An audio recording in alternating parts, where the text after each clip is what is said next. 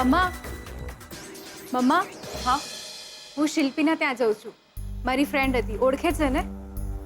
હા શ્રુતિ, એક મિનિટ બેટા, મારે તારી સાથે થોડી વાત કરવી છે.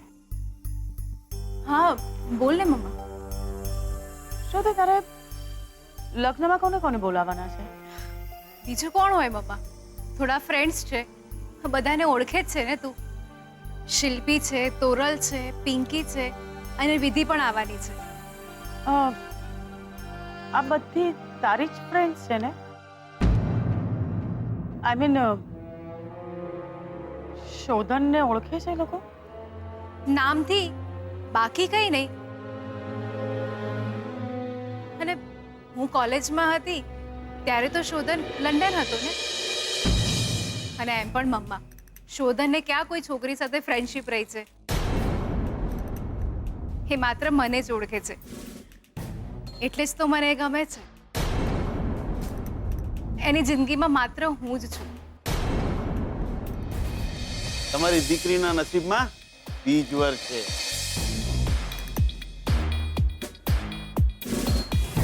અવશ્ય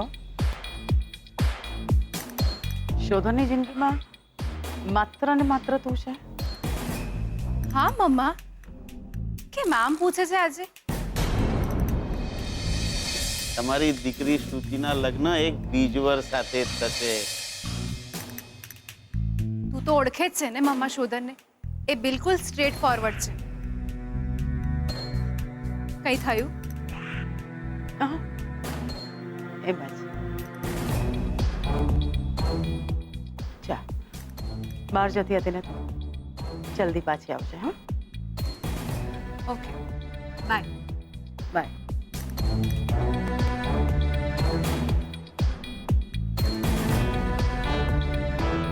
કોણ કોણ હોઈ શકે આ છોકરી? શોધન લંડનમાં હતો ત્યારે જીગર પણ તેની સાથે હતો. તોય જીગરને ખબર નથી કે શોધનની જિંદગીમાં આવી છોકરી હતી કે નહીં. શોધનના અહીંયા પણ આવા કોઈ સંબંધો નથી રહ્યા. જો પંડિતજીની વાત સાચી હોય તો કોણ છે આ છોકરી? શ્રુતિ અને શોધનના લગ્નને હવે માત્ર 1 મહિનો રહી ગયો છે. તો શું ખરેખર શોધનના આ મહિનાની અંદર કોઈ બીજાની સાથે લગ્ન થઈ જશે?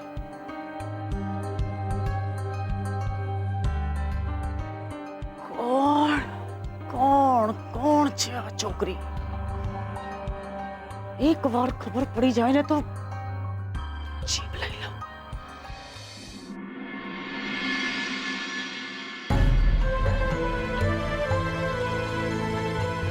લાગે છે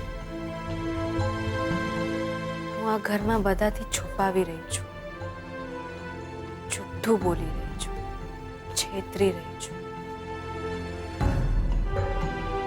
મારી સાચી ઓળખ નહીં આપી, પણ પછી લાગે છે કે હું મારી જાતને જ વધુ છેતરી રહી છું. દીકરા, તું જીગરને પસંદ તો કરે છે.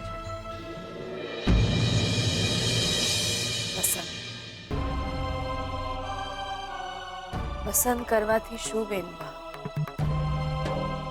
સાથે જીવવા માટે તો જીદ જોઈ, પસંદગી નહીં.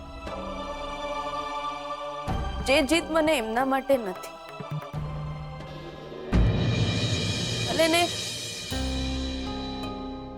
ભલે ને એ મને પસંદ હોય. ના, એ સારા માણસ છે બેનબા, બહુ જ સારા માણસ છે. હૈયે પાપ નથી. ક્યારેક મને એ મારા જેવા જ લાગે છે.